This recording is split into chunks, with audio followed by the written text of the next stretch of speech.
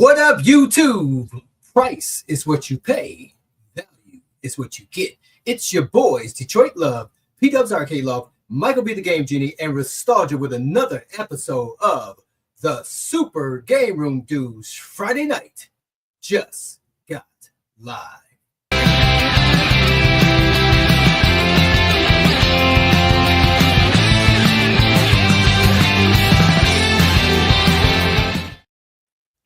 Well, I gotta say, guys, it is Friday, and welcome to the Friday Night Funhouse, the Super Game Room Dudes, your favorite and the longest-running home arcade podcast show in this itty-bitty tiny community niche space. We are once again super excited to be here. As always, I'm your host, P-Dubs, and with me, Detroit Love, Michael B. the Game Genie, and Nostalgia. How are you guys?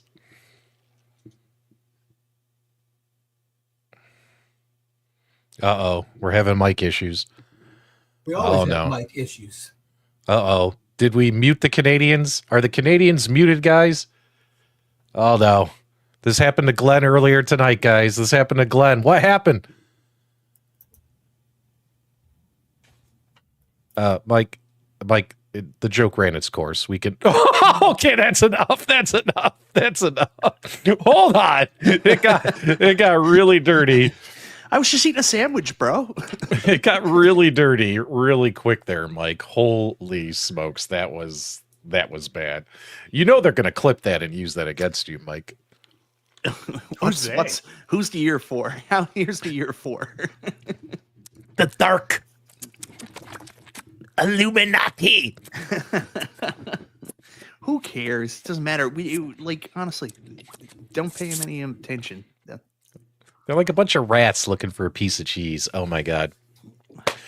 Zero Sleep, $2 super chat, kicking things off right, throwing the tips in the tip jar, saying, pay your speaker tariff. There you go.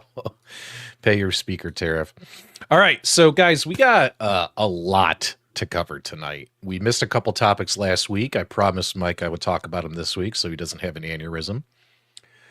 And also, we got to talk about basic fun. We got to talk about Alice Goes to Wonderland, Arcade 1-Up, Lawsuit, AtGames, Silent Hill F, VR gaming. We got a You on the Web segment. Man, we have so much going on, so much positive, exciting things going on in this community. Mike, we might actually, I hate to say this, man, but I think nobody had an itchy crotch this week. Nostalgia's really hoping we do, because apparently we get super chats during the segment. So he was like, we make so much coin on those segments. Stand in the badge. Guys, if you're in the chat and you want to hear a Stand in the Badge segment, not just on this show tonight, but on every show moving forward, give me a 1 in the chat. I just want to see those ones start rolling in. We've officially become a drama stream. This is... We were supposed to take the high road, boys. We were supposed to take the high road. Not only are we the longest running home arcade live stream, but we are also the #1 drama home arcade channel that has ever existed in the space. And we do this for you guys. We're doing it for you, the community. We're so brave. Let's go. Kevin Clausen, $2. Let's go to a sandy beach. Let's see how I'm feeling when we get to that segment. No, honestly, fuck that. We'll see. Listen, the lion doesn't care about what the prey is doing. Come on. That's true. Damn it, P-Dubs almost had a spit take there. There you go, Bill.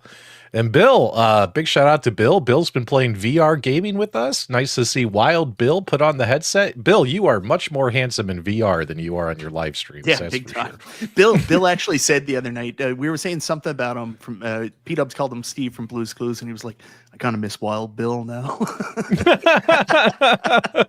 He does. He reminds me of Steve from Blue's Clues. We all remember Steve. And do you guys remember when Steve came back and he put out a YouTube video this was a few years ago, many years after the show went off the air.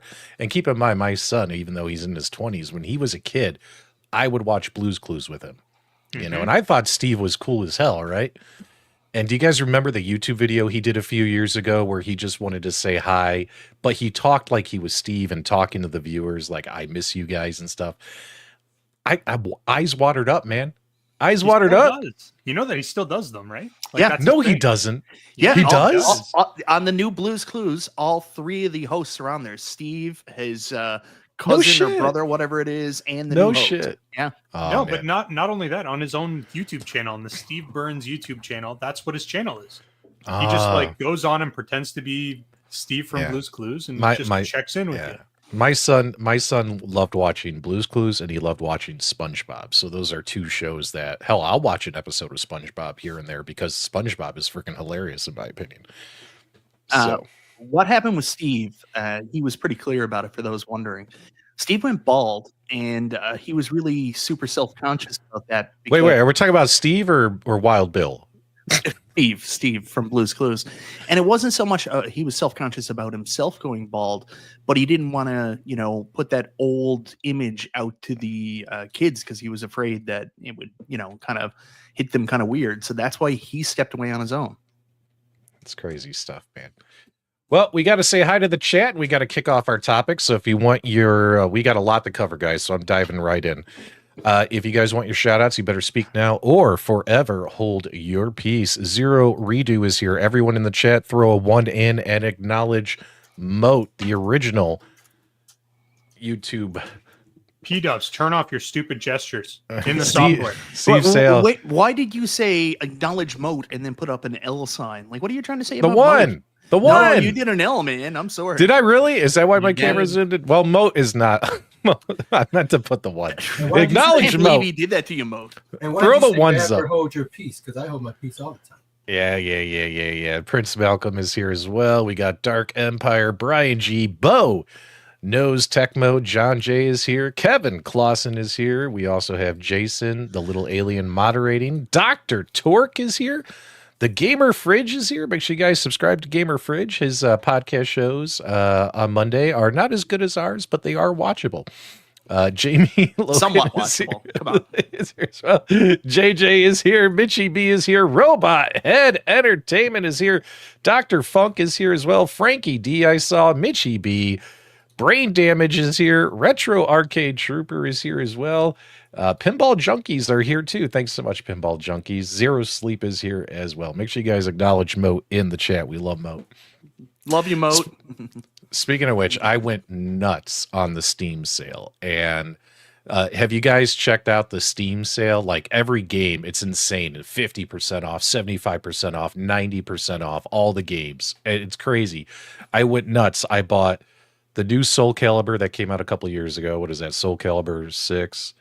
I got the new what is that? Not Art of Fighting. King of Fighters. King of Fighters. Yeah, King of Fighters is real cheap. King of Fighters 15 I picked up. What else did I pick up? I picked up a whole bunch of fighting games. Let me grab it right here for you guys. And I ended up spending $100 on Steam, guys. $100 on Steam. Yeah, I dropped $70 in the last 2 days. I picked up AEW Fight Forever. You can pick up AEW Fight Forever for $3.99. Canadian or US? US, I think it was like $4.50 Canadian. And with all the season pass, extra characters and everything, it only came to $16 Canadian. So I was like, yeah, giddy up. And I bought a bunch of racing games for VR for PC. And I picked up Rogue Squadron, even though I had it on Xbox already. It has a VR mode for PC. So, and one other game, I picked up Mayhem Brawler finally. I finally gave up on the iArcade. I just want to play Mayhem Brawler again. Yeah, Doom. I'm looking at Doom right now. It's Yeah, $2.50 Canadian. It's pretty much free. Prince, take a look. Dead End City, which is a great top-down shooting arcade game that just came out. That's playing on the Polycade right now back there, buddy. That's right back there. That's Dead End City. I'm actually going to make a video about that very, very soon. Let me just show you guys some of the money I wasted. This came to like $99, but with tax, it was $106. But I picked up Enter the Gungeon, which is another brand new arcade game for only $1.49. I got Soul Calibur 6 for $6. I picked up G.I. Joe. I picked up G.I. Joe Wrath of Cobra. It's on sale for $17. Zombieville USA 3D. That is another brand new arcade game that's on sale for $9. This thing just came out. The Snow Bros Anniversary Edition, which is the remake of Snow Bros, but more modern. This thing came out in December. It was on sale, so I picked that up for $23. But I also got the King of Fighters 15.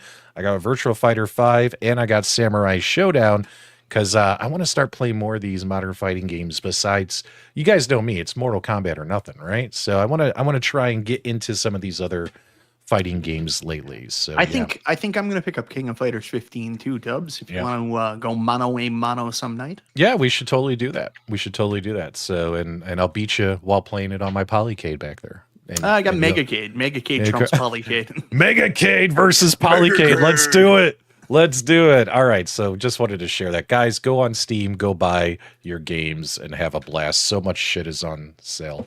Yes, Fighter 6, yes. Hogwarts Everyone knows Dub Zero. I am pretty good at Mortal Kombat. Hell, even console fanboy refused to play me because he knew he would lose. Like we all know that. Street Fighter 6 has been on sale for $39.99 115 times in the last year. That is not a good sale. And that, Mike, interrupted our shout-outs. Oh, by the way, Mike, my new camera did arrive. It arrived today. It arrived an hour before we got live, so I'll hopefully have time to hook that up this weekend. I didn't have a chance to do it before the show. So only one more episode of me getting mad at this camera, ladies and gentlemen, and after that, it'll be something else. All right, let's dive into some of our topics here. Let's get one of the quicker ones out of the way, because I honestly don't think we need to spend a ton of time on this particular topic. But it's been very interesting to watch, and I especially want Carl to lead the discussion here because Carl is a big fan of this Kickstarter project. But big shout out, you got to give big shout out to Wonderland Amusements, man. 532 backers in just a couple of days, 541,000 raised so far with 26 days to go. Carl, what are your thoughts on here? And guys, also, Carl created a Wonderland Amusements Facebook group. Facebook, yes. I think we get over 150 or so people that's jumped on so far. Everybody's excited. Everybody's excited about this. I mean, I was backer number, I think 205. The number changed every time I say it. Not sure exactly. But I missed out on being at the 200 and below where it was 20% off. So I got 15% off my pledge. I am excited about this, man. Can't wait to see the progress. Can't wait to see WonderCon when people get to see more about it, and looking forward to it, man. I want some real miniature, smaller size pinball, no full size for me.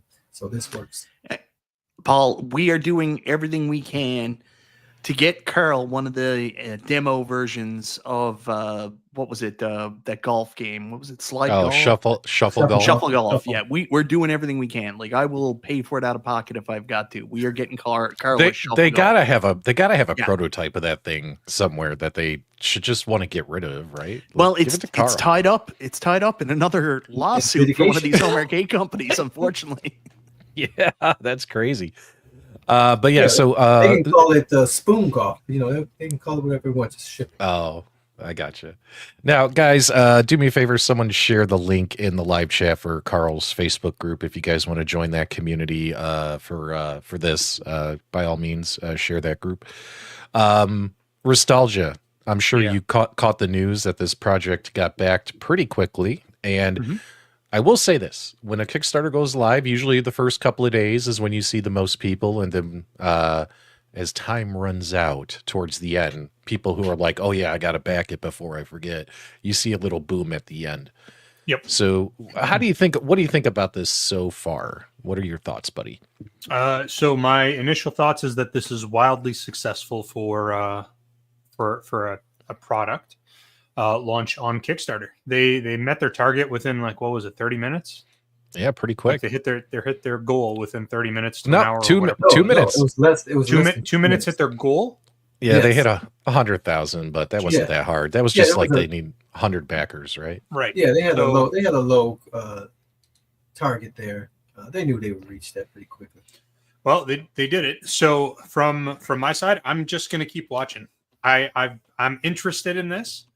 But I'd like to see it actually played. I'd like to see it delivered. And then once people actually have this in their hands, then they're a full-blown company. Like that's what makes you a company. So I don't know. I'm gonna hope for the best and just keep my eyes peeled on this one. Yep.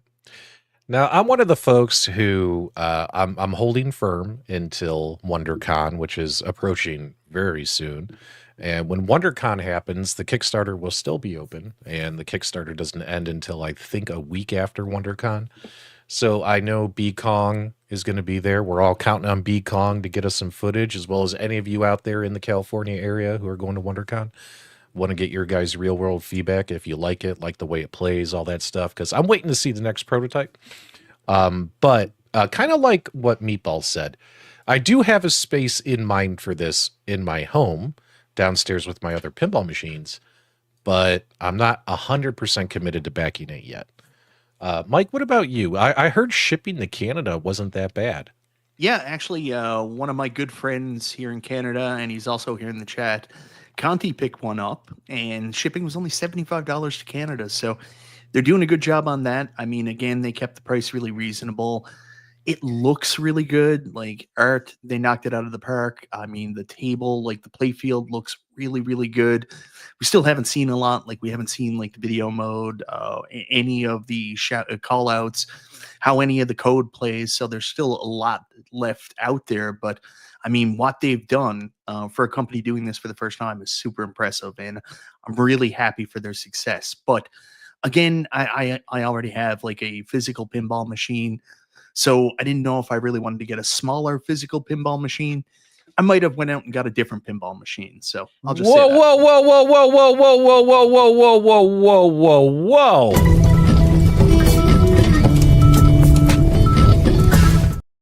Michael B., tonight you are in the hot seat. What happened? I might have made a bit of a heel turn and changed my plans for this year because opportunity came up locally, which never comes up, to buy a new Stern, well, new to me Stern premium machine. So I might be Mikey 2 pins again very, very soon. Mikey Mike, 2 pins. Yeah. Let me ask you a question, because on your last show, you seemed to almost act like it was disgusting for anybody to purchase one of these. That's super twisting the narrative. That's not what I was trying to go for. Because I was there. Nostalgia. I was there for that conversation, and he threw me under the bus. He's like, P-Dubs, you own like 6 real pinball machines. Why would you even want to buy the Wonderland 100%. Pinball machine? That's exactly the. Don't you know that those 6 pinball machines are so much better than that Wonderland shit? Like it was crazy. It was crazy. Mike, not everyone can afford a full-size pinball machine in their house. That's not feasible for everybody. So I'm curious to know how you're going to backpedal out of this one. I'm not backpedaling. I asked an honest question to P-Dubs, and I was like, you have physical pinball machines. I would imagine the desire for this is mainly for people that, don't have the interest in spending that much on a, Stern or even a Stern home or a used machine. And they just want to experience pinball in a smaller form factor at a lower price point. So I was interested in seeing P-Dubs, who had multiple like big pinball machines, what his interest was in it. I was just asking that question. That's all. Yeah, but you were comparing it to those like $30 pinball machines that you can get at Walmart, right? Like the ones that have the little gumballs in it. I did not say that. Yeah, you did. Those were your words. This is not my words. I can't even believe that we are going back over this again. It was so embarrassing. It was horrible. We got several emails after the show. We actually did get a couple messages, and I was like, no, God, no, that's not what I was saying. There were a couple of comments on the video last week. The comments, it's not joke. Why is Mike being such a prissy little bitch? It was great. We love it. I love what they're doing. I think it's amazing, and kudos to them for doing so well. I really hope it's good. I hope people like it and stuff like that. It's just for me. You're just not good for it. We got it. I'm not too good for it. I'm not as interested as maybe somebody else is that doesn't already have a mechanical pinball machine. Yeah. Carl, can you do us a quick favor? Can you share a link in the live chat to your Facebook group? Some folks are having trouble finding it. and that would be great for that Wonderland group you got going on. Also, I think there's another one too. I think I saw, was it Conti? Did Conti make a Wonderland group? Yeah, the official, real, non-Detroit love controlled group is Conti Dindas. That's the one I'm a moderator for, and I would ask you to subscribe. Carl's is going to join be all full the of his right-wing rhetoric. Every time something comes craziness. out, we need a group. You know what's going to happen is, even though Glenn already has a basic fun arcade group, and it's got, I think, about 3,000 or 4,000 members in it. Watch the minute these 3/4 scale arcades come out, all of a sudden here come 10 different basic fun, just like basic fun modding, basic fun deals. You know what I mean? Basic fun. Cornercade's going to have a group called Who Wants to Buy Me a Basic Fun? You know, it's going to be crazy. But there you go. Make sure you guys join all the groups. All right. So kudos to them. Look forward to seeing more information in a couple of weeks. Some of you guys are waiting like me. Some of you have jumped in. Some of you are no interest. Do what you want with Wonderland Pinball. It's up to you. Real quick, we're going to pivot over to VR. We missed this last week. And Michael B., why don't you tell everyone about Olympus? Oh, Olympus is fun. So this is actually the first time I was not a cheap piece of shit, and I actually went and bought one of the DLC courses for Walkabout Mini Golf. It's really good. It's beautiful. The course is fun. It's not ridiculously hard. It's not like Laser Lair or any of that bullshit. Really enjoyable to play with friends. I think you guys are going to dig it. If you're a Walkabout Mini Golf fan, you haven't checked out Olympus yet, you're really missing out. It's really cool. The golf club that you get for the Fox Hunt, or whatever they call it, on the hard mode isn't real cool looking. It kind of looks like the White House for some reason, but everything else is really super cool. Yeah, this is a beautiful course. Love that Walkabout Golf keeps releasing more courses, as well as they're starting to release more modes. Like we played the mini mode where you're really tiny and your club and your ball are gigantic in Venice. You know what I mean? And that was fun. Who dominated that one, B-Dubs? Just for the record. I think you won that one, Mike. Like, when you say one, do you mean that everybody had like +5 and I had like -6? Something like that. Man, you are a prissy little bitch tonight, aren't you? But when it comes to this course, I love it because I love Norse. I like Norse mythology more than Greek mythology, but I love all mythology stuff. And this was a great course to see. If you guys have not picked this up for Walkabout Golf and played it, you guys should pick it up. It is beautiful. It is fun to play. We've been playing it all week in our little VR community groups and stuff. So yeah, pretty good stuff there. So Mount Olympus, guys, go pick it up. Mike, you want to do a little console chatter real quick and tell people about Silent Hill while we get to the main topics? Yeah, and we also got to cover the Nintendo Switch Online Game Boy releases too. Don't forget. All right. So all that falls under this week's console chatter.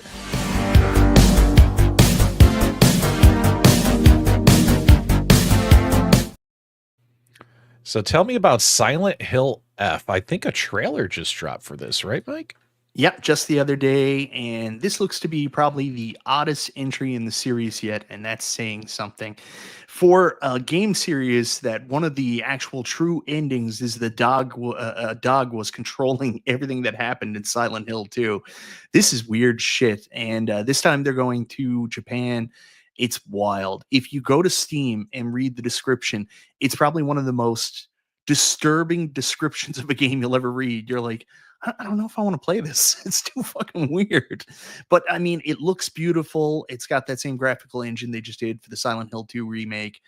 If you're into weird, horrific shit, you really want to be scared and grossed out, this is definitely something that's going to be up your alley. Yeah, I remember playing the original Silent Hill game, and just like Resident Evil when we were younger teenagers, scared the hell out of you. You know what I mean? And now they keep bringing them back with more modern versions. So I do plan on picking this one up myself because I did like the first Silent Hill game. I think they made multiple, but I only played the first one. There's so many. Whereas Resident Evil, I've played every single Resident Evil game that's ever come out. But you know. Yeah, so I played Silent Hill 1 and 2, and I've bought every other game in the series, but I haven't played them. Like, I've just got a bunch of unopened Xbox 360 Silent Hill games. But Silent Hill 2 Remake, I bought that recently. I intend to get into that. And this is definitely up my alley. Looks absolutely beautiful. Yep. So get ready to get scared. Nostalgia, this should be more your generation. Did you ever play Silent Hill? You know, Silent Hill was actually one of the ones that I didn't play. No shit. I didn't play Silent Hill. I was well aware of it. It was right in my generation. Just wasn't a game that I ever got into. I never played it. I don't know at all what the story is, other than the fact that it's kind of like a horror game. That's pretty much it. I don't know. I didn't know that this was a thing until you mentioned it right before we went on air. So I just, like, right as we were doing our countdown, I was looking it up. This is new to me. I've never seen this before. So one of the things, if we actually polled our audience, what's your favorite thing about Super Game Room Dudes? One of the top answers coming back would be, my favorite thing is how Nostalgia knows nothing that you're talking about on the show. You guys, listen, that's the best part. You guys get my live reaction. You get unfiltered nostalgia every time. Yeah. Oh man, this does look creepy fun, doesn't it? Yeah, it looks much better than, obviously the first one. I had little kids when they came out, so I could never get the time to play it Right. through because kids would always be around. Yeah. Yeah. Oh man, I remember one time we were playing. It wasn't Silent. What was that? One time at band camp. Oh, sorry. Well, at kind of around the same time period. So we were playing Resident Evil at my buddy.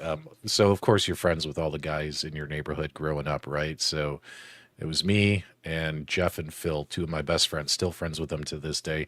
Jeff lived across the street from me, and we were playing Resident Evil in the basement of Jeff's house on his, what is Zenith TV kind of thing, a TV that had the brown footage, and we're playing it. We're playing it on his old ass TV thing. And sure enough, Phil was playing, and we had the lights off, and we're playing Resident Evil, and we went boo, and we just scared him, and he screamed like a little girl. And because it scared the hell out of him, because he was in the middle of a very intense spot, like we knew a liquor was about to jump out. When the liquor comes out of the window, like in the first part of the Resident Evil game. Oh man, and it's just good memories, man. You just remember those video game moments of scaring the hell out of your friends. Yeah, when those dogs would come out, those dogs would always be. Yeah. Oh yeah, the bloody dogs, the violent dogs. Yeah. Nostalgia, I'm really surprised you're not more of a Silent Hill fan. It's kind of like your life. You walk around in a fog all the time, not really knowing where you're going. Yeah. Believe it or not, I was never really into like horror games. So I always preferred like single player action platformers. That was my thing. I was into like the Sailor Moon, like My Little Pony, Sailor Moon, and My Little Pony. You got it. Those are the ones. Pokemon. Man, don't bash my Pokemon. It wasn't me, Brian. It was him, because I'm the kind of guy that would scare you while you're playing a video game, because I think it's funny. I still scare my wife when we watch like a scary movie together. I still like poke her or grab her and stuff like that, and she hates me for it. I'm evil. What can I say? Mike, what is the Nintendo Switch news that you wanted to share real quick? Yeah, it's from last week. So Nintendo Switch Online got a small update to its, I guess, not the free side, but not the extra expensive side of Nintendo Switch Online.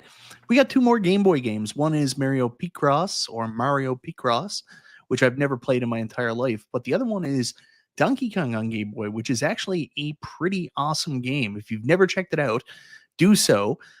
It does do what the arcade game did originally, but it builds on it so much more, and it's really a great experience. So if you haven't yet, go check out Donkey Kong for the Game Boy on the Nintendo Switch Online. Good stuff. Well, Carl, let's go ahead and do you on the web, and then we got AtGames, Arcade 1-Up, Basic Fun. We're going to hit all of our main points after that, but Carl, take it away. It's your show, brother. Alrighty, I'm going to share my screen. We're going to get Carl us up. This is This week's, once again, P-Dubs forgot to make a transition video. You on the web. This is going to be kind of an interesting one. Go ahead, Carl. Yeah, so this is pretty interesting. For this week's You on the Web, we're back with another community spotlight, and this time we're going to talk about this post on the official Global Replicate New Wave Toys fan page. So Aaron Gale, he made this post that sparked a lot of debate about what collectors are truly willing to pay for their arcade setups. So he inquired about this company. It's a company in Spain that has an Etsy page that they specialize in miniature diorama furniture, accessories, and 1/6 scale arcade cabinets. So he asked a simple question. He just said, "Hey, anybody know anything about this company?" Right. And so the conversations that just went off the rail. But this company, they have these cabinets that look pretty similar to the replicates, but they're obviously not the same quality, but they're fairly good. But the money that they ask for these things, say for $285, and the prices vary on things, but $285 for a basic cabinet with no functionality. For $325, they'll add LED lights, so they'll light up the screen with a fixed picture and a backlit marquee. $375, they'll add a looping video, so a screen with two video screens or videos, one for a track mode and then some gameplay, and then a whopping $495 for a fully playable version of their machines. Right. So all this discussion was going on about this, and then New Wave Toys stepped in, and so they made a post, and their post read, "Interesting." So just to be clear, do you have a picture of their post? Yes, you. Let's see. Here we go. So this is the company, and they make they have 34 of these cabinets that all start in their price range. So New Wave Toys came out where they said, where was I? Oh, so they said, "Interesting. Just to be clear, are you all comfortable spending $495 for a functional, unlicensed 1/6 bootleg on Etsy?" And so people read a lot into that post. So you can see here 98 comments that came rapid fire. And they recently came out today and did an update to their question. And so here they says, "Thank you all for your honest feedback and opinions. While we rarely engage or post in this forum, you folks are a wealth of knowledge for us, and it's appreciated." But the conversations were pretty detailed. But so what it really sparked me to go down the rabbit hole I like to go down. It's like, what is price really the biggest factor? When you're collecting, for your collecting decisions. I don't really collect things. I purchase things to actually use. So I know for some people they collect, like Glenn, he buys two of everything, right? He keeps one to collect and one to play.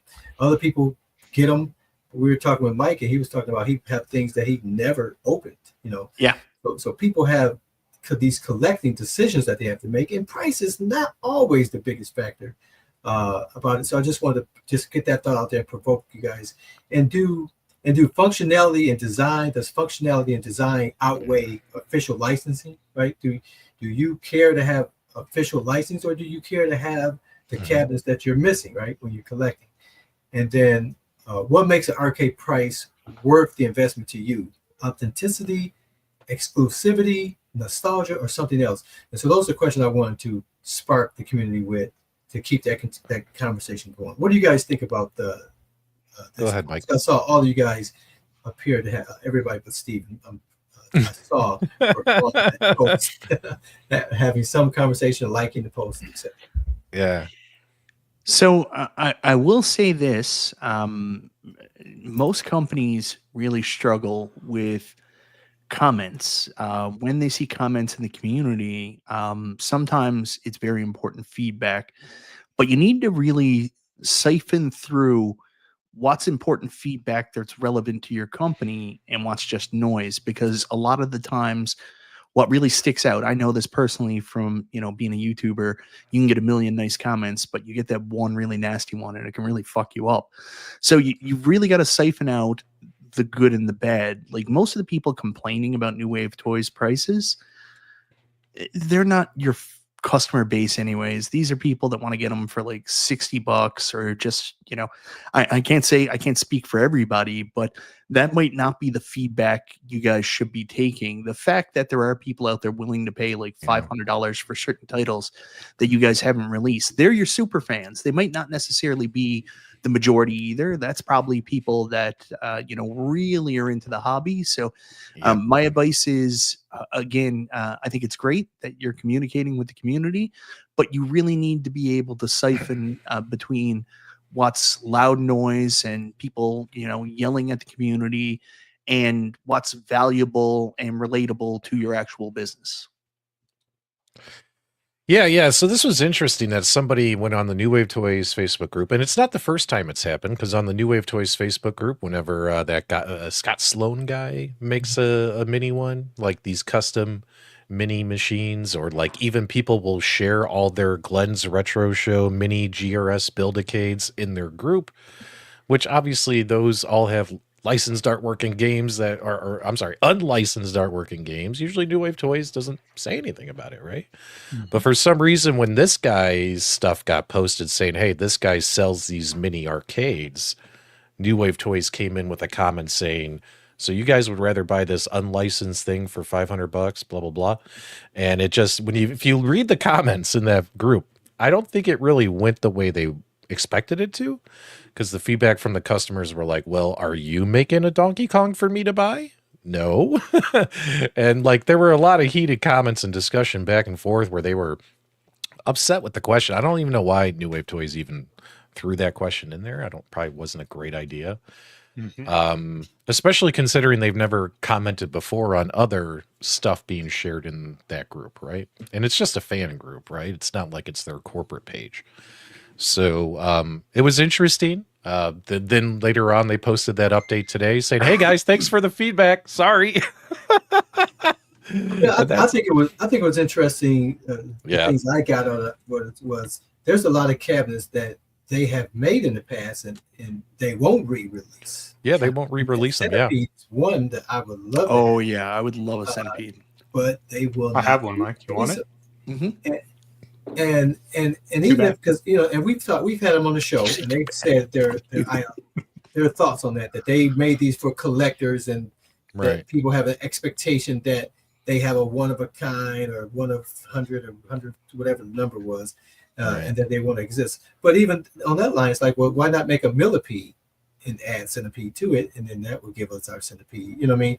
But those haven't been considered. So that, I think a lot of people was like, well, we want these things, and you won't make it, so we're kind of forced to go and look at choices. Of course, the Build-A-Cade came up quite a bit, for people saying, hey, that's an alternative. But I think the discussion is real, is needed. I didn't mind New Wave Toys jumping into it because they needed to hear from the audience about what they want to see, what they would like to see be released again. And if you're not going to do it, somebody is. And some people are like, hey, well, you can build your own. Well, obviously, most of us don't have the skill set. This guy clearly a person that works, a builder. He makes miniature furniture and things like that for dioramas. So this guy has a skill set that most of us don't have. You know what I mean? Oh, I could never craft that stuff myself. I got to pay someone to do it. So. Right. But it was definitely an interesting conversation. Sure. Can I jump in here? Yeah, of course, man. On this piece specifically, if anybody knows anything about me and my channel, I'm like strictly against piracy, and I really like to keep things above board. Yeah, I don't. Well, guys, I don't appreciate the laughing. Okay, I think that products, as they're designed, need to stay stock, and you should never modify them literally ever. But that being said, I mean, the reality is you've got licensed and unlicensed. Right? Yeah. New Wave Toys is doing licensed. You've got community members doing unlicensed. Yep. My personal opinion is that New Wave Toys needs to just like not worry about the unlicensed stuff. Yeah, don't even worry about it. If somebody wants to spend $700 on something that's unlicensed because it's a game that New Wave Toys hasn't made, maybe won't ever make, just stay focused on what you guys are doing.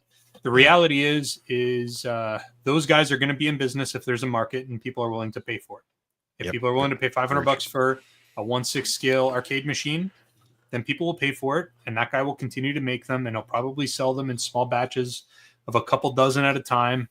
And the reality is it's not going to impact you, but it will give you an idea of the types of licenses that people are interested in. So you can then look at that and say, okay, cool. People like that type of game.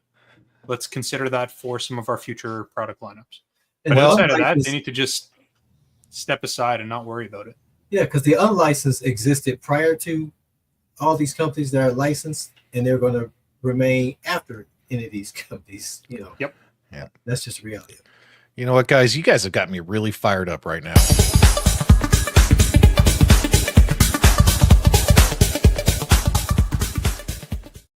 It's time to find super chat. Super chat. Yeah. It's time to find out who had sand in their vag this week in home arcade. News just broke last night from YouTuber James Hates Everything about how Atari had filed a lawsuit against Arcade 1-Up for breach of contract. What is shocking and disturbing about this news reveal is the fact that other YouTubers were aware of it. That's right, guys. Whenever a company takes legal action against another company, you can rest assured that YouTubers are aware of what is happening at all times and are involved. We have confirmed that the Rexer Show and Kev Gret knew about this information due to their close relationship and friendship with Cyrus at Arcade 1-Up. With their NDAs with Arcade 1-Up, they wanted to make sure that this information was hidden from the public so Arcade 1-Up wouldn't look bad and other companies such as Iconic Arcade and Basic Fun looked good. Now, this is probably one of the most sinister cover-ups in the history of home arcade on YouTube, and the question remains, why? Why did they betray us? Why didn't they tell us the truth? All that we know, guys, is that because I said it on the internet without any actual evidence, receipts, or factual support, it must be real. Well, guys, it looks like P-Dubs has sand in his vag this week, because now P-Dubs is making false accusations on the internet. P-Dubs needs to be canceled and taken off the air, because there is no factual evidence that the Rexer Show and Kev Gret knew about the Atari lawsuit against Arcade 1-Up and were hiding it. But because I said it on the internet, it must be true. Must be true. 100%. That's this week's Sand in the Vag. Damn it! P-Dubs had sand in his vag this week. Can you believe it, guys? Oh, man. Woo! Cancel P-Dubs in the live chat. You know what I mean? Oh, man, that was fun. Was that fun? That was excellent. Yeah, that was fun. Again, we don't need to talk about anybody else. We just need to focus on just ourselves. for the record, in case anyone wasn't aware, there's a lot of big dummies that may either watch our show or indirectly watch our show. That is what we would call satire. So if you're unaware of that word, there's a really cool thing called a dictionary. You can look it up and identify what satire is. So that way you don't get, sand in your vag. Hey, that's the way it should be, right? Like, we should just have fun with it, right? As we should, yes. Thanks so much for all the super chats, guys. You guys have financed another episode of Sand in the Vag, but yeah. I mean, I don't know, man. I mean, they must have known about it and sent out the bat signal and told all their friends, and the whole Dark Illuminati knew about it. They all knew about it. They knew about it, but they didn't want to say anything because they didn't want Arcade 1-Up to look bad. fucking Nosferatu looking motherfucker. All right, let's move on. Guys, you know what that means, because we just broke the news on Arcade 1-Up.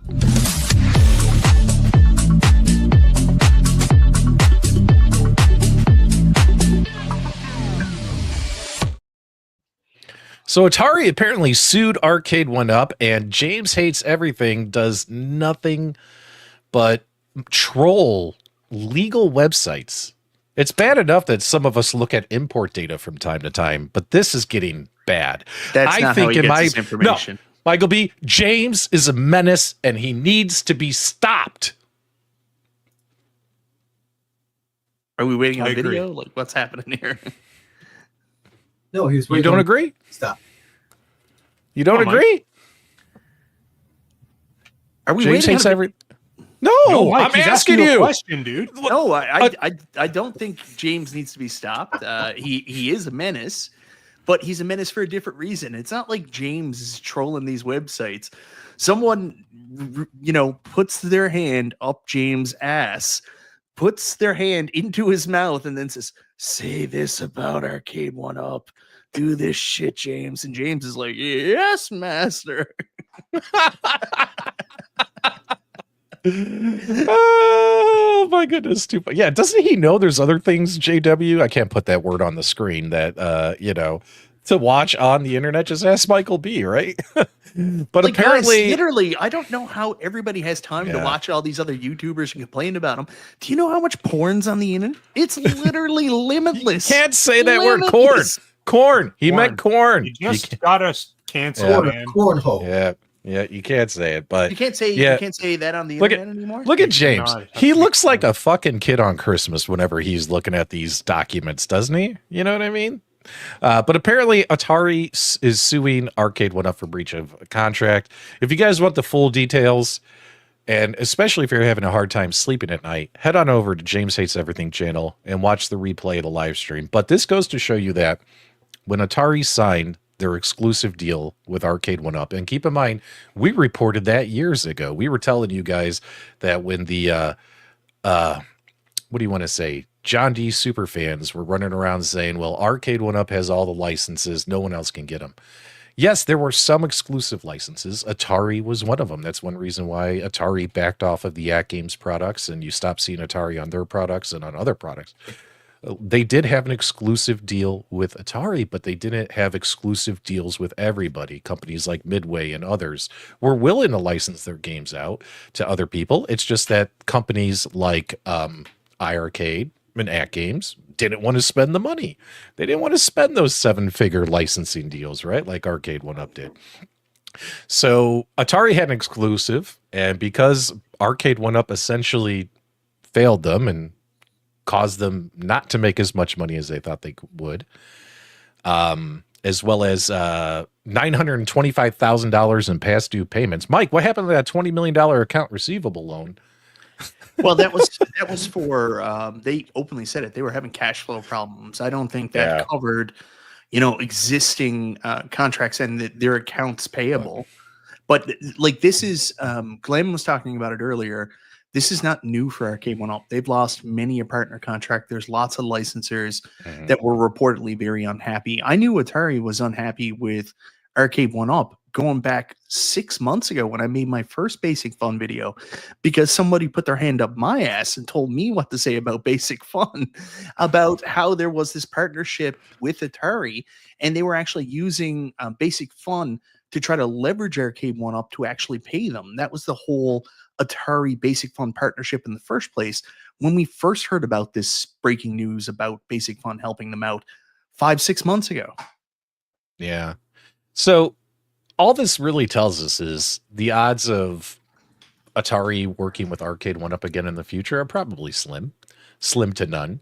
0%. 0.0%.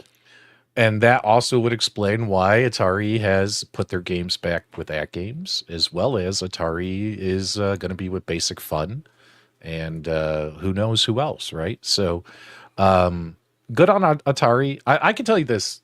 You guys remember, we talked about this years ago. Why would you, if you own an IP, why would you sign an exclusive license anyway?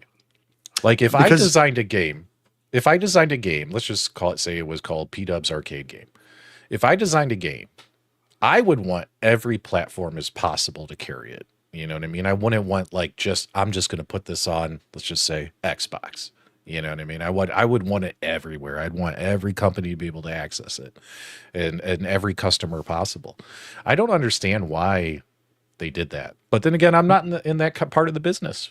You got to pay for it. You got to pay for So you pay for that service. Yeah, you pay extra for it, but I don't know if that was an Arcade One-Up policy so much as when John D came over from the licensing side, I know he played to win, and that was part of the agreements. Like he would intentionally, not work with other companies because they went and worked with.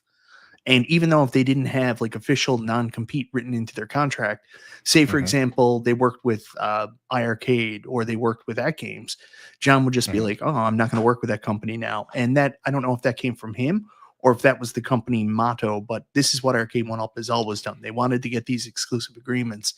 I don't want to. I saw Paul Minderman mention, is this something they've done with other licensors? I can't say anybody else has sued them yet. But I can tell you, this is not the first time I've heard about them not paying a company. And if you go back and look what they did with ThinkUp, and like I know the ThinkUp one, I don't know how legitimate that claim is. Like we were looking at it, like it seems like Jerry had the worst business agreement in the world.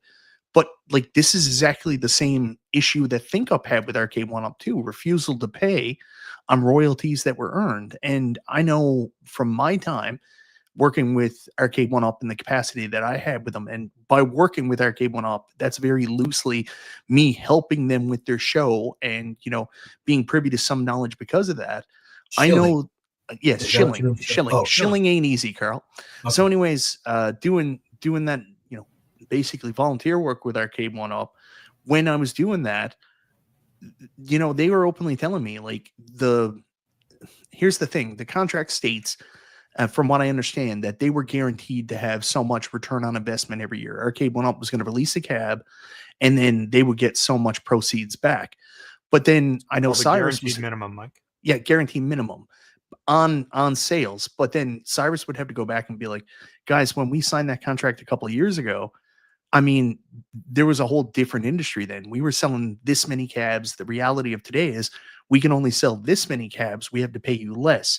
So from what I understand, originally the agreement with Atari is they were unhappy with the returns Arcade One-Up were offering them in their contracts. So I don't know what changed. I know other people, from what I'm told, are having similar issues, not getting paid. It reminds me very much of the ThinkUp lawsuit as well. So it seems like where there's smoke, there's fire. This seems to be happening multiple times. Yeah. It's truly... It sounds like it's coming to a close. You know what I mean? I don't know. It's wild though. Like think about it. Like they tapped into this huge market, became this like huge success, and then fucked up so bad, and just like bad business practices, bad corporate structure. I don't know what the answer is, but like I don't understand how you take like an easy W and turn it into such a massive L. Yeah. And like we reported last week is the fact that even if they go away, does that impact this community, YouTube channels, things like that? No, because look at how many companies are picking up the ball and running with it. You know what I mean? People still feel they can make money in this little business of home arcades. And home arcade was here before Arcade One-Up existed. It'll be here long after all these companies go out of business. People will always be making multicades and things like that. So, and DIY custom builds and things. So it's nothing I sweat about personally. It's just, it's been crazy watching this go from a monster monopoly to what they are now, where they are, it's almost time to cue the funeral music. You know what I mean? Arcade One-Up is it's pretty crazy. Is the modern day BlackBerry? Yeah, 100%. Oh, that is a great. Yeah. Yes, that is. Wow, nostalgia contributed. I'm not just a pretty face, baby. Holy shit! And you're not even. But that's true. Arcade One-Up is the BlackBerry of home arcade. Nostalgia. That is such a great analogy. If anyone knows the story of BlackBerry, that is fantastic. I think the concept can still be very successful. I think there's a market for it, and that's why you've got companies like Iconic. Unico jumped in, and Unico still nosing around when they're not making the worst handhelds and consoles you've ever seen in your entire life. And now you've got Basic Fun jumping in. So like people that are interested in recreation arcades, we'll be fine. And even if those companies aren't successful, I'm sure like other companies have emerged. Companies like Retro Lizard, GI Joel, Buy Stuff Arcades. Maybe they'll start making like recreation arcades that we can buy art for and stuff like that. There's all kinds of options. It's just just because this one company might be cluing up, having its swan song with their 16 by 9, 17-inch monitors, doesn't mean that this community or this hobby is going to die. And also, most of us pretty much have full houses anyways. We got all kinds of cool shit already. So yeah, everything's fine. Now, before we get some more feedback here, real quick, we missed a couple things. B. Kirby got us 10 memberships to the Super Game Room Dudes Ruminati. Thanks so much, B. Kirby, for that. Snowmoto threw us $10. Says, Mike, sad to see you gave up on Stranger Things Pro. That or now D&D instead. All this chatter about this dumb 3/4 scale pinball. Mike, wake up! Wow, he's coming at you hot. Guns hot. What are you gonna tell? Well, you were kind of a jerk, dude. No, I think he thinks I'm buying the 3/4 scale pinball. I think that's what he's saying. No, Mikey 2-Pins. Guys, Mike is getting a real pinball. Mikey 2-Pins. What is it going to be, Mike? Do I tell people? Do I say no? I think I'll hold it. It's not done. Stay tuned to Monday's show. No, next Friday, Carl. All right. I'll save it for you. So no, Monday and Friday. Nah. You know what? It's time once again to Mike to put them chunky cheeks back on the hot seat.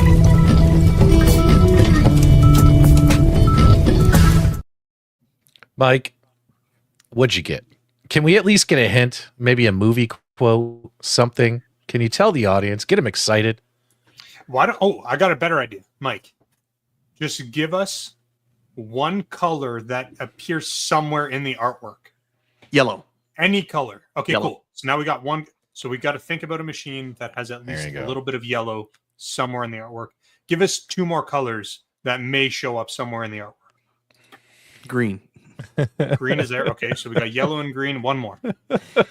I will tell you. So stupid. I will tell you. I will tell you. Color in the artwork. So dumb. 3 things. It's a modern Stern. It's a premium, and it's made by Keith Elwin. Oh, there you go. Any guesses, guys? Throw it in the chat if you're familiar with clearly Keith Elwin games. But Mike is going big time on us again, guys. He's going from Godzilla to this. Pretty crazy. All right, guys, let's pivot over. We got to talk about Basic Fun, which is probably the biggest news of the week, as well as we got to cover AtGames. And AtGames, there's not a whole ton there, but there's something interesting to talk about.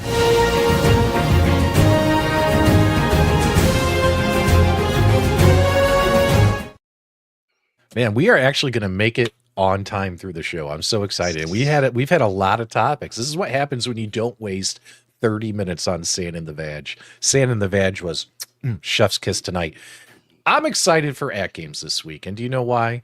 Because on March 19th, or I should say next week, they're going to release Williams Pinball Pack 1, which is probably, in my opinion, maybe the best or second best lineup of Williams games coming to their 4KP platform.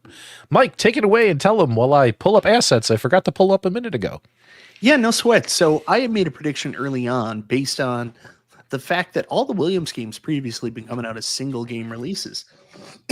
So I didn't anticipate a switch to a game pack, but it turns out I was really wrong. We didn't get Star Wars, which is a bit of a bummer, but I think it's a huge relief that we got one of the best pinball games of all time, still regarded as one of the top 10, if not top 5 pinball machines of all time in Medieval Madness. We also get the Getaway High Speed 2, which is also really good, but hard. And then you got Junkyard, which me personally, I've never found an interest in. I haven't played it. Really? I like it. Other people are telling me it's super fun. So we're getting that amazing first pinball pack, Williams Pinball Pack from Pinball FX3. And I am so excited to play Medieval Madness on the Pinball Legends Pinball 4K. I've flipped this game a couple times on my Arcade 1-Up pinball, but I can't wait to do it on the Legends Pinball 4K. 19K Fox says, "Is now time to buy a 4KP?" No, man, you got to wait till they lower the price to $8.99. That's a joke. That's a joke. Their prices are only going to go up higher. Keep in mind, Fox, AtGames did announce that, hey, the next batches of machines expect to see price increases. You know, the tariffs are going to impact them. So get what you can now is the FOMO for AtGames. But I'm excited for this particular pack, especially for those of you who don't want to, you know, connect a PC to your pinball and play it that way. If you're just looking to run it natively, boom, boom, boom. Medieval Madness is a win. Carl, I know you like Medieval Madness, right? Carl, you played it a ton. Yeah, I've been playing that a lot through my Switch on my AtGames ALP HD. So I've definitely been enjoying that. I'm not. What is Party Zone? What's the other one on that pack? The Getaway. The Getaway, yeah. The Getaway. Yeah. The Getaway's fun. I like the Getaway. And the other two, I'm not a big fan of, but I enjoy Medieval because Medieval Madness has a lot of the call outs from my favorite of the games that these guys offer, and that is what Michael B. Attack from Mars. You gotta say that again, Carl. I missed it. Oh, I said I like Medieval Madness because it reminds me a lot of Attack from Mars. Yeah, it's very similar. A lot of the call outs are from that. Yeah. Call-outs are really good. Do you know Tina Fey from Saturday Night Live fame did some of the call-outs in Medieval Madness? Oh, really? No, I didn't know that. Yes, she did. No shit. I did not know that. That's pretty cool. But there you go. So they got a good pinball pack coming. It'll be $15, $5 per game coming out for that. Still no update on Killer Instinct and Battletoads, which should be releasing on 4K and HD pinball machines. Still no update, except that it's been delayed again. And then also, what else, Mike? Well, there's no real new news this week, but they also have the sale, the sale coming up, which we don't know anything about yet, and then Primal Carnage Retro towards the end of the month. Yeah. So there you go. That was AtGames in a nutshell. So go get your pinball packs next week. I'm sure a lot of people will be playing Medieval Madness. I do plan on playing it because I mean it's a great freaking game. You know? Oh, it's amazing! I can't wait. And before we transition from pinball, I do want to do an update on the Stellar pinball. These guys that's the miniature pinball table that you can put your Switch in and play your FX3 games and whatever available games you have. They are going to have some new stock in this weekend for those who have been waiting for either a topper for the existing or if they want to get one of the pinballs, the illuminated one or the non-illuminated one. So definitely do that. I also have a group for that, which I shared in the chat here, both the Facebook group and then this is something they announced not too long ago that you see that mods. So if you click on that first on the left there, the red, so they make mods for full-size pinball, and they started with the Star Trek. They have the gun. They do mods on the real pinballs. Yes. So look forward. So they're going to be coming soon with the Godzilla, with the Twilight Zone. So definitely these guys are utilizing their skills in the 3D printing to do the pocket pins, they call it, as well as mods for your big money pinball. Yeah.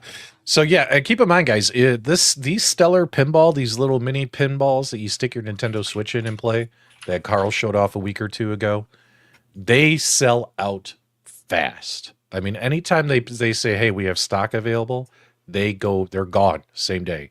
So if you're interested, they're going to put more stock available this weekend per Carl here, and go snag them if you want to get one. It's a fun way to play your Nintendo Switch pinball, you know, in that little mini cabinet. So they'll probably hopefully turn it on tomorrow, I'm guessing. So they said Saturday. Nostalgia, why don't you take care of this? Because I've been talking everyone's ear off. From B. Kirby, thanks for the gift last week. I love it. You guys are a solid group of guys, and Jason Lil Alien is awesome. What? I would have to agree on all points you made there, Kirby. Thank you, sir. Thank you. Yeah, Jason Little Alien is awesome, and anybody who doesn't think so is a piece of shit. Yeah. There you go. You know who else is a piece of shit? Me? People who make fun of other people who want to buy a 3/4 scale pinball machine instead of a full-size machine. You know, there's two things in this world. Two things in this world What a I diva. can't tolerate. One hear 'em. is people who are intolerant of other people's cultures. Yes. And number two, And the Dutch. Dutch. And Oh, the that's Dutch. fair. That's fair. Nice Austin Powers quote, Mike. Very good. Well done. Well, we don't really have a transition for Basic Fun. We'll see if we ever need to build one in the future, but Basic Fun Just use was the all arcade the one-up rage transition. starting. It's the same thing. Use the old toy shop. Oh yeah, it is the arcade. Oh wait. I'll Just take use the arcade one-up one. arcade one up transition, and I'll just add a basic one up and put a basic one up logo over it. How about that? Would that be Yeah, funny? let's All do right, that. guys, here it's time to talk about Basic Fun.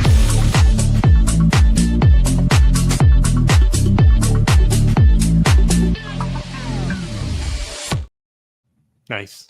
Totally gonna just add the Basic Fun logo to that. It's gonna be great. All right, my internet's lagging here because you guys we're all talking out of turn now. Saving the best for last. There you go.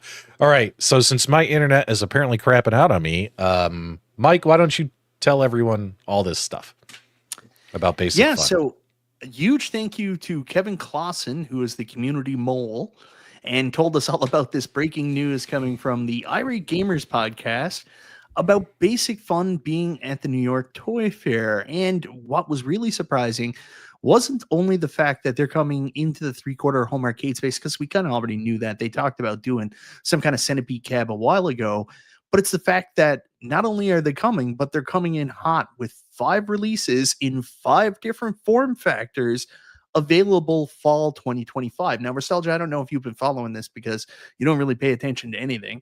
So I'll just give you an update on it. So Basic Fun is coming out with home arcades. They've got 5 form factors. Some of these you're really going to like. So they've got a countercade coming out at 180. Nice. They've got a Basic Fun Kids Junior Arcade coming out at 250. Baby That's kids, my jam. baby. That's They've right. got a Slimcade, which is 8 inches less deep than your normal arcades, coming out for 450. They've got the Ultra coming out, which we assume is like a deluxe cab, for 500. That one has a light up marquee and grill covers for the speakers. And then they've got a Supreme version that's coming to club at a price point of $600, regular retail $800. We don't know what's involved with that, but that's going to have a light up marquee, speaker grill covers, and a coin door. So those are the different sizes, a lot of options. But wait till you hear the titles. They've got Atari, as in Centipede. They've got Star Wars. They're actually doing a Return of the Jedi cab, but it's going to have Interesting. all the same Star Wars game arcade one-up had, plus the flight yoke. They actually say their flight yoke is better than arcade one-ups. Okay. Then on top of that, we're getting Teenage Mutant Ninja Turtles. They've got Konami and the Nickelodeon license. I like that. And did I get all of them? So Centipede, Star Wars, Turtles, WWE. They're doing WrestleFest. Interesting. I think, and Pac-Man. They've also got Pac-Man too. They're the 5 titles they're coming out with fall 2025. Now, Michael, I have to Interesting. ask this because this did come up this week. Are these licensed products or unlicensed products? License. They secured the license. They talked about that in the interview. They said it was challenging to get WWE. All right. Yeah. Well, are you guys in the chat excited? Especially if you're an Arcade 1-Up fan and you've been disappointed with Arcade 1-Up slowly coming to a dead stop the last couple of years. Looks like Basic Fun's going to pick up the ball and run with it. Hell, they already announced their entire roadmap at the Toy Fair, giving you all those titles that are coming out, and who knows what'll be down in the future if things are successful. They said they've got 2 specific titles already planned for 2026, and they also talked about getting in on gun games and driving games as well. Yep. So Crazy Taxi, Nostalgia. Cruising USA. Let's do it. Let's go. Nostalgia, would you be more excited if their lineup consists of games that we haven't seen from Arcade 1-Up?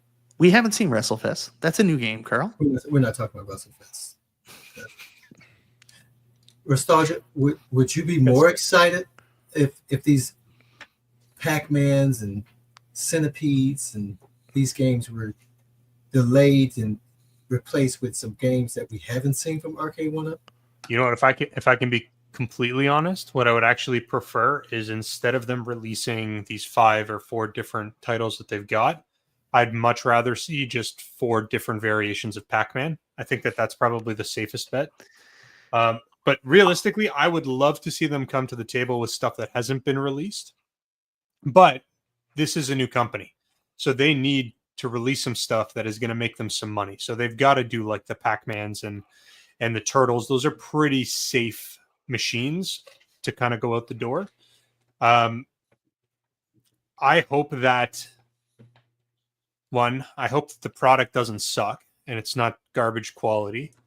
And 2, I hope that it's successful enough that they can then secure some like really good licenses that we haven't seen before. Mike mentioned gun games. I'd love to see a House of the Dead. Yeah. Racing cabinets. I want to see some Crazy Taxi. Give me some of the late 90s racing games. Oh my God. I hope you die in the woods. You don't even know what you're talking about. Daytona, Rush, and Cruisin' are the key racing titles we need. Anything Nostalgia says is absolutely useless. When did Daytona come out? When did Daytona, early 90s, like 93, 94. Really? I thought it was like 95, 96. No.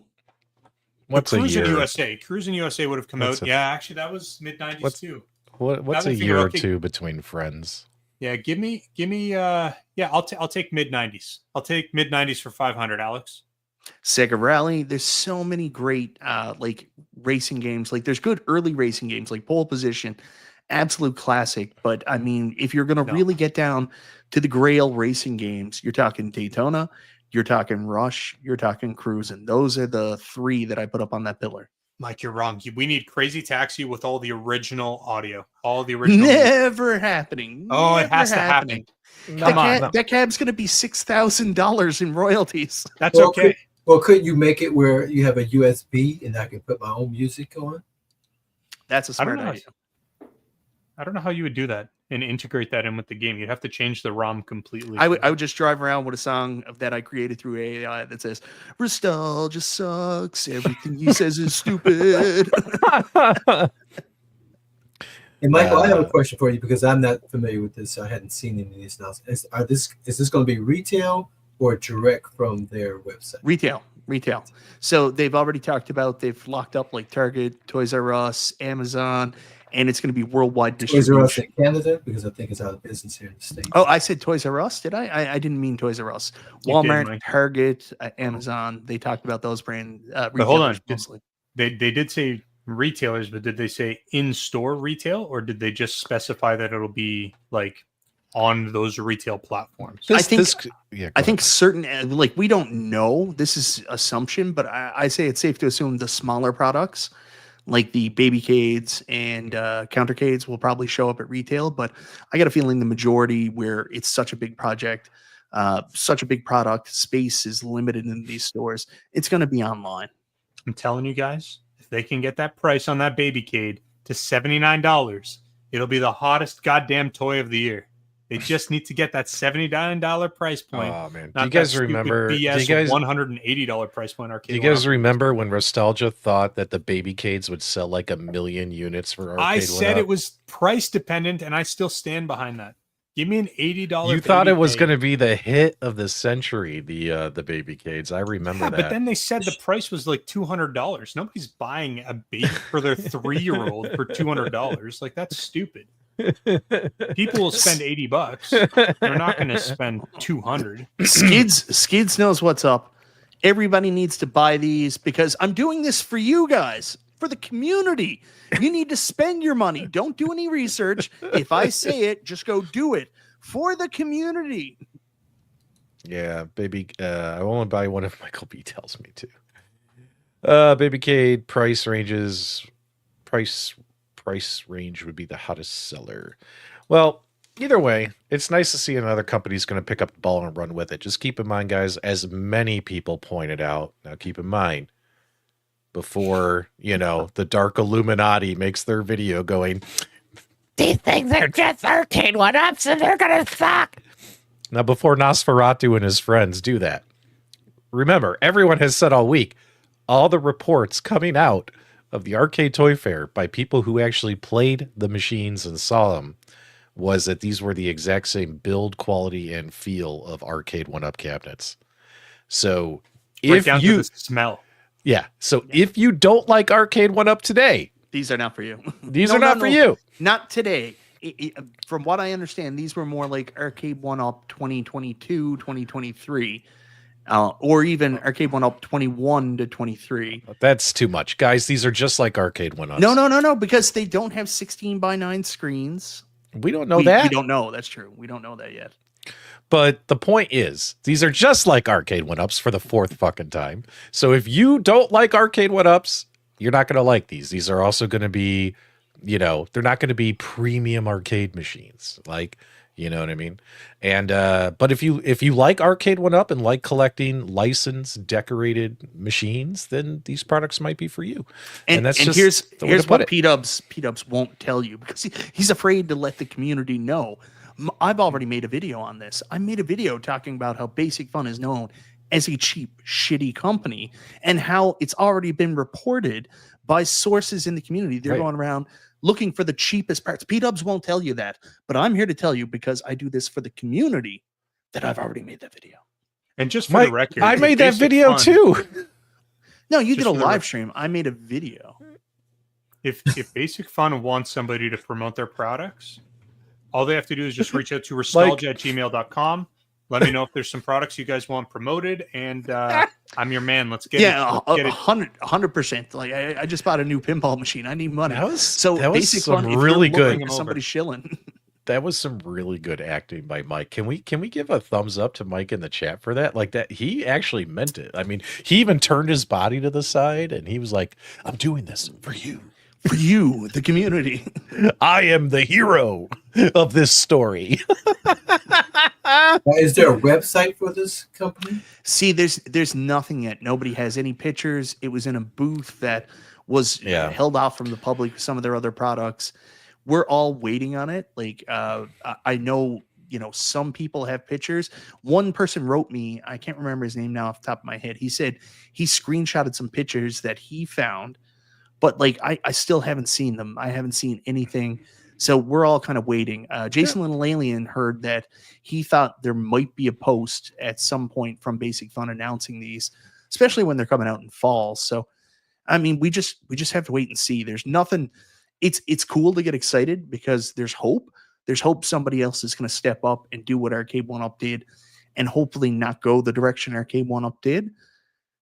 But at the same time, you know, you got to hold that with a grain of salt, because Basic Fun in the home arcade space, based on their previous products, not known for quality, and the rumors that are out there, they're not. Wait, hold on. Their little arcade machines sucked ass. They're terrible. They're terrible, and that's why they done. But if you're about to say something bad about Whack-A-Mole, I am going to go off, Mike, because their Whack-A-Mole was dope.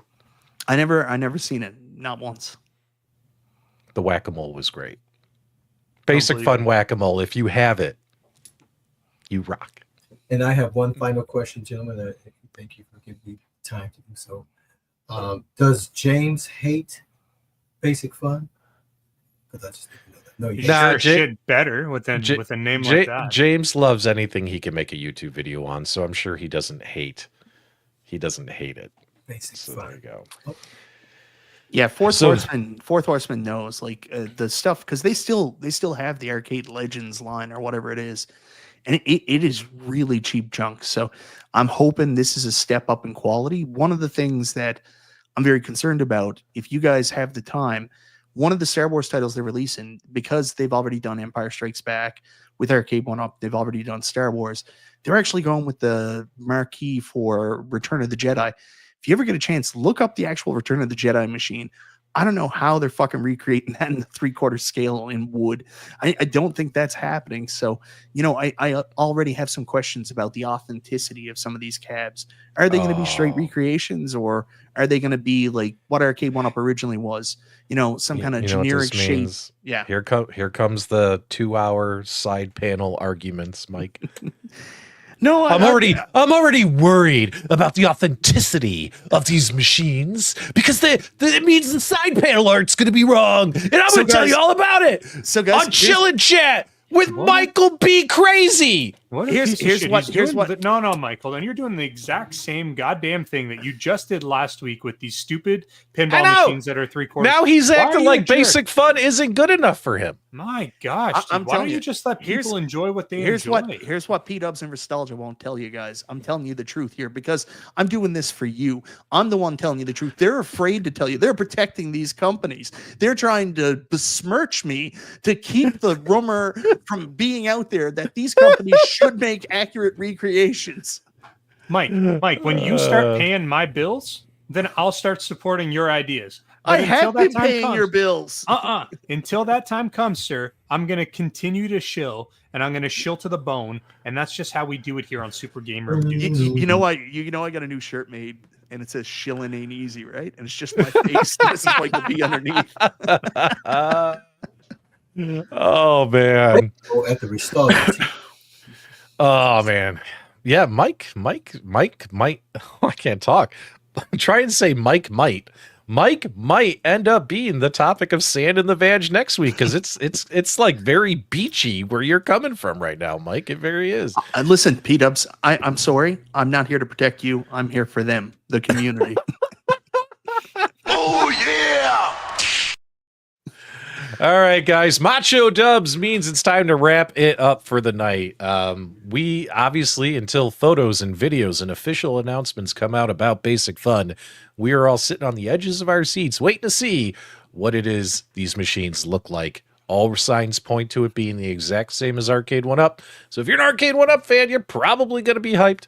If you enjoyed tonight's podcast, do us a favor, give us a thumbs up on the way out. Thank you for subscribing. And Carl, whenever you're ready, send these people on their way. Have a great weekend, everybody. Guys, we appreciate you coming in and to the Friday Funhouse? Friday Funhouse, baby. Absolutely, man. We appreciate you. We love you. And until next time, we'll see you on the web.